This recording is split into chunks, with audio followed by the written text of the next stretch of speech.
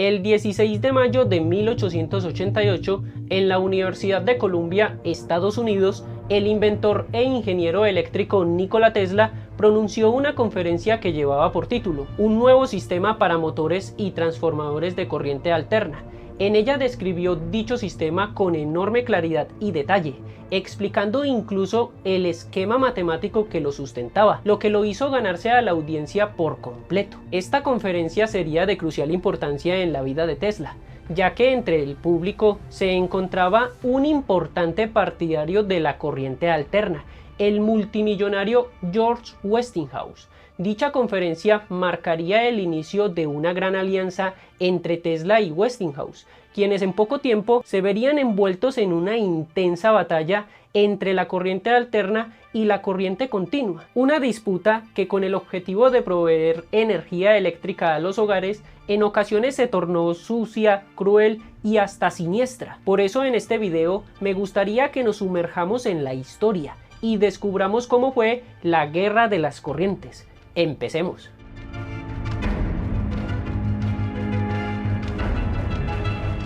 El nuevo patrocinador de Tesla, George Westinghouse, era un gran millonario con espíritu de inventor, que había hecho su fortuna con importantes innovaciones para el ferrocarril, como el freno de aire comprimido.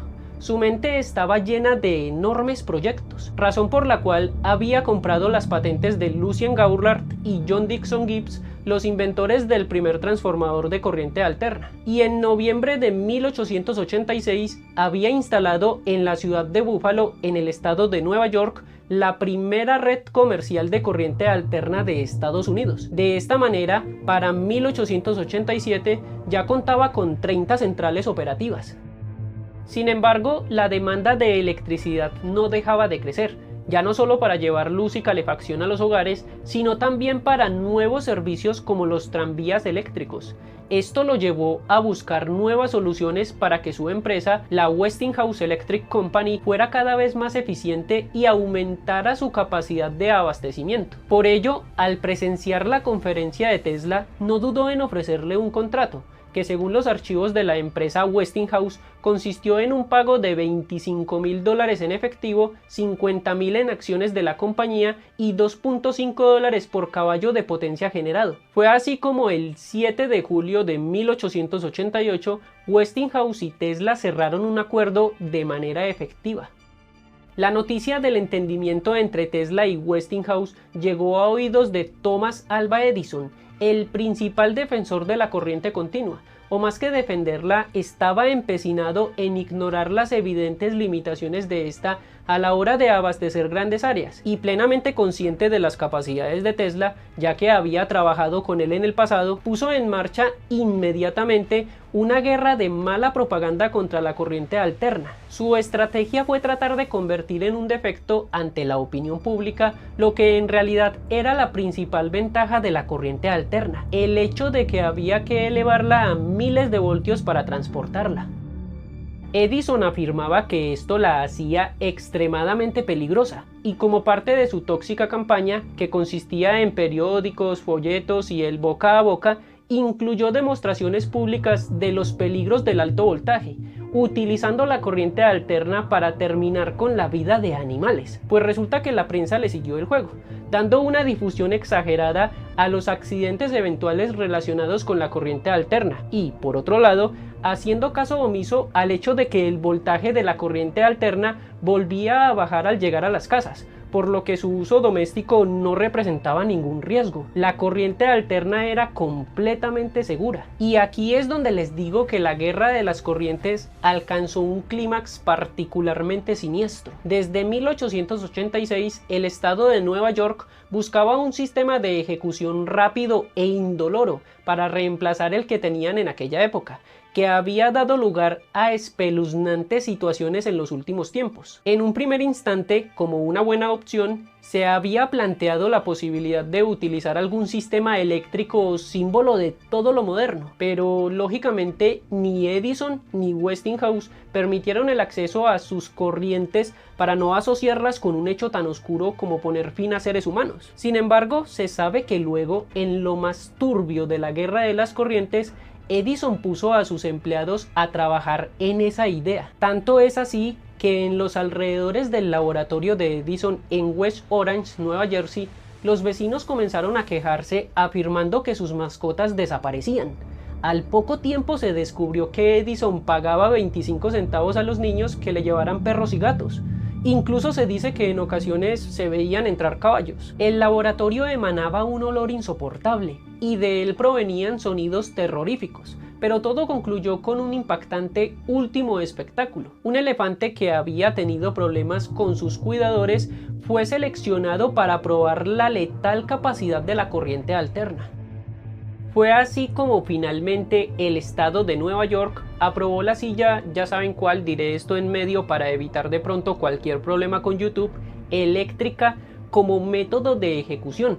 Su funcionamiento hacía uso de la corriente alterna. De esta manera, el 6 de agosto de 1890, William Kembler tuvo el poco deseado honor de ser el primer hombre en terminar sus días con este método. Para aquel día, Edison se había encargado de reunir a un grupo enorme de periodistas y curiosos en el exterior de la prisión. Sin embargo, la jugada le salió muy mal, ya que los cálculos de sus técnicos sobre la potencia necesaria para una correcta ejecución eran incorrectos, e hicieron falta varios intentos para acabar con el preso, dando lugar a una escena, como se podrán imaginar, espantosa. La prensa narró el hecho con todo detalle, lo que provocó que la opinión popular cuestionara si en realidad la corriente alterna era tan letal. Por otro lado, sin prestar mucha atención a los ataques de Edison, a Westinghouse le preocupaba mucho más el hecho de que la adaptación del sistema monofásico al sistema polifásico de Tesla estaba resultando más cara de lo esperado. Además, Tesla no siempre se entendía con los ingenieros. Sus motores usaban corriente de 60 Hz, mientras que el sistema de Westinghouse lo hacía a 133 Hz, por lo que se perdieron varios meses en medio de malentendidos y experimentos fallidos y costosos, que al final terminaron dando la razón al serbio y estableciendo la norma de 60 Hz para la corriente alterna en Estados Unidos. Que por cierto, dos países se reclaman las raíces de Nikola Tesla, pues nació en una familia serbia en la actual Croacia, entonces se podría decir que sería serbo-croata, pero en este video diremos que es serbio, mucho más corto. Y antes de proseguir, fijémonos que aunque siempre tuvo la razón, esta situación puso en evidencia uno de los peores defectos de Tesla, su dificultad para trabajar en equipo, que posteriormente le conduciría al aislamiento intelectual e impediría el pleno desarrollo de su capacidad creativa.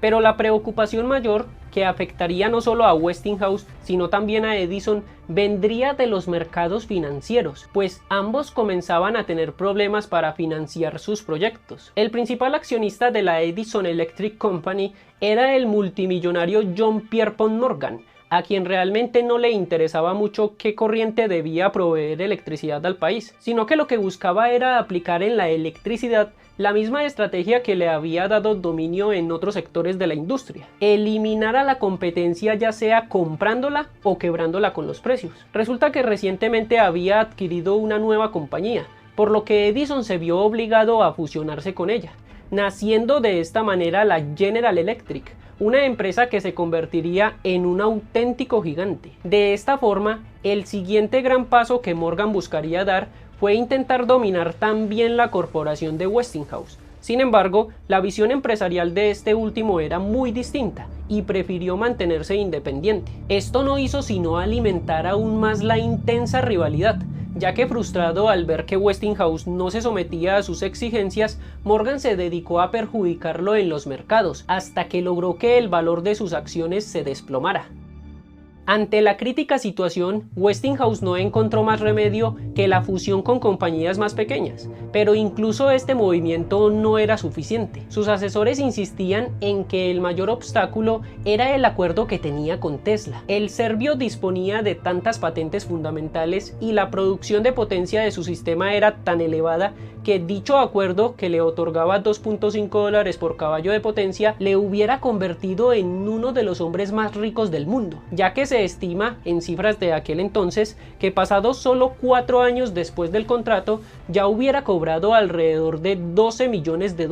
Es decir, el pago futuro era inimaginable. Para que tengamos un poco más de contexto, habían transcurrido unos 2 años desde la firma del contrato. Westinghouse defendía el acuerdo, pues le parecía que era lo que la enorme aportación de Tesla merecía. Pero pese a ello, era necesario plantearle la situación porque el esfuerzo mutuo peligraba. Fue así como citó a Tesla para una reunión urgente, sin imaginarse el sorprendente desenlace de dicha reunión, uno de los momentos más incómodos de su vida, tanto así que nunca habló de ello en sus memorias. Fue el propio Nikola Tesla quien mencionaría el incidente en su autobiografía, por lo que se conoce solo su versión. Tras escuchar el problema, el serbio analizó la situación. Sabía que si demandaba, ganaría con seguridad, pero si por otro lado no accedía a llegar a un nuevo acuerdo, su jefe perdería su empresa y su capacidad de competir a Edison. Westinghouse le aseguró que consideraba su invento como el hallazgo más importante en el campo de la electricidad y que su intención seguía siendo hacerlo asequible a todo el mundo. Y realmente lo único que preocupaba a Tesla era que su sistema, por el que tanto había trabajado, siguiera adelante. Además, Westinghouse había creído en él cuando nadie más lo hacía. Por ello se entiende que en un acto de comprensión, pero a la vez cargado de soberbia, en lugar de negociar una rebaja en los pagos, Tesla le dijo: puede olvidarse del problema de mis beneficios. Y a continuación procedió a romper su contrato frente a un impactado Westinghouse. De esta manera, Tesla renunciaba al cobro de millones de dólares que ya había ganado y a incalculables beneficios futuros, a cambio de un solo pago de $216.600 por sus patentes sin derechos, por lo que, conocidos los problemas financieros que tendría más adelante, que frustrarían muchos de sus planes, este acto se podría considerar como el mayor error de toda su vida. Nos situamos entonces en el año 1890. En noviembre de dicho año, Tesla hizo un descubrimiento importantísimo hacia el que enfocaría sus esfuerzos: la energía inalámbrica. Para él la corriente alterna había quedado atrás y solo pensaba en explorar el nuevo horizonte. Fue así como dedicaría los próximos 10 años de su vida a investigar esta posibilidad. Aunque en medio de eso, solo un acontecimiento lo haría poner una breve pausa a su trabajo, pues tendría lugar el último capítulo de la Guerra de las Corrientes. Resulta que Westinghouse cumplió lo prometido. No solo continuó adelante con el establecimiento de la corriente alterna, sino que convirtió el negocio en un enorme imperio, reconociendo siempre el mérito del serbio. De este modo, en 1891 se pusieron en marcha por primera vez los motores y generadores de Tesla fabricados por Westinghouse en la ciudad de Telluride, en Colorado, en la central hidroeléctrica de Ames, la cual fue la primera del mundo en distribuir corriente alterna de alto voltaje a larga distancia. Dos eventos de gran importancia se veían venir en el futuro cercano. Por una parte, Chicago preparaba la Exposición Universal que conmemoraría el 4º centenario del descubrimiento de América. Esta sería la primera exposición de la historia que contaría con luz eléctrica, y estaba abierta la convocatoria de presentación de proyectos para instalar los equipos eléctricos. Y por otro lado, se buscaban candidatos para otorgar los derechos de explotación de las cataratas del Niágara. Como era de esperar, Westinghouse pondría todos sus esfuerzos para conseguir alguno de esos contratos. Y los resultados no tardaron en llegar, pues en 1892 ganó el contrato para electrificar la Exposición Universal gracias a un sistema diseñado por Tesla que proveía 3 veces más energía que la que consumía toda la ciudad y era más barato que el que había propuesto General Electric, la compañía a la que pertenecía Edison. Esto significaba la oportunidad de al fin presentar ante la opinión popular los enormes beneficios de la corriente alterna. Fue así como el 1 de mayo de 1893, con un año de retraso, se inauguró la Exposición Universal de Chicago. Al evento asistieron varios mandatarios extranjeros, como los reyes de España y Portugal, ante quienes el presidente de Estados Unidos, Grover Cleveland, mandó a girar una llave de paso dorada para activar el sistema eléctrico de Tesla y Westinghouse. Entonces, de manera escalonada, se fue encendiendo la maquinaria del lugar y se iluminaron uno tras otro cada uno de los locales gracias a sus 180.000 bombillas. Y lógicamente la multitud presente quedó completamente impresionada ante tan maravilloso espectáculo. Durante 4 meses pasaron por el lugar más de 27 millones de visitantes, que tuvieron la oportunidad de ver en el local de las máquinas los increíbles aparatos alimentados por corriente alterna que Westinghouse había construido bajo la supervisión de Tesla. Incluso podían observarse los generadores que producían los 2000 voltios que alimentaban el establecimiento. Luego en las noches tenía lugar un espectáculo con proyectores de colores, poco sorprendente en la actualidad, pero absolutamente impactante en aquella época. Hay que tener en cuenta que ningún ser humano había presenciado algo así jamás. La prensa estaba maravillada, tanto así que bautizó el lugar de la exposición como la Ciudad Blanca y proclamó con euforia que aquella fantástica creación vivía con la esencia del futuro, la corriente alterna. En el local de la electricidad, Tesla reunía cada día a miles de personas y con traje y corbata blancos hacía gala de sus habilidades eléctricas.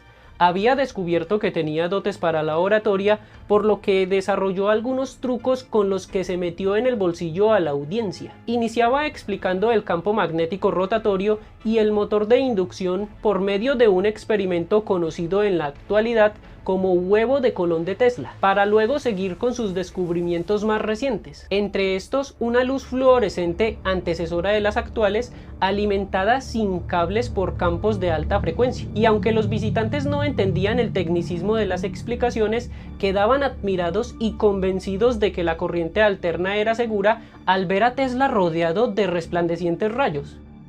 Antes de que terminara el evento, Westinghouse logró conseguir el contrato para construir una planta hidroeléctrica en las cataratas del Niágara, poniendo punto final a la dramática guerra de las corrientes, sin dejar ninguna duda de que la corriente alterna era la mejor posibilidad para materializar todo aquello que la electricidad había prometido ser, una rotunda revolución energética, al punto que hoy en día no podríamos imaginar un estilo de vida que no implique el uso de energía eléctrica.